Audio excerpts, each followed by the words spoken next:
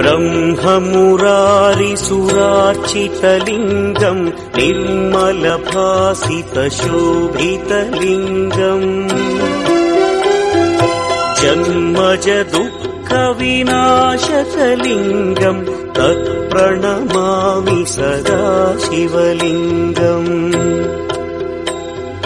देवमुनिप्रवरार्चितलिङ्गम् कामदहन करुणाकरलिङ्गम् ब्रह्ममुरारिसुरार्चितलिङ्गम् निर्मलभासितशोभितलिङ्गम्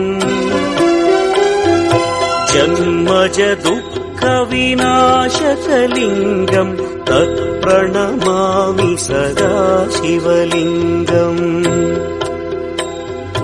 देवमुनिप्रवरार्चितलिङ्गम् कामदहन करुणाकरलिङ्गम् ब्रह्ममुरारिसुरार्चितलिङ्गम् निर्मलभासितशोभितलिङ्गम्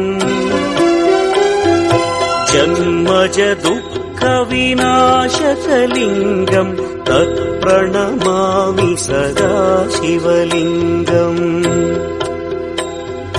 देवमुनिप्रवरार्चितलिङ्गम् कामदहन करुणाकरलिङ्गम् ब्रह्ममुरारिसु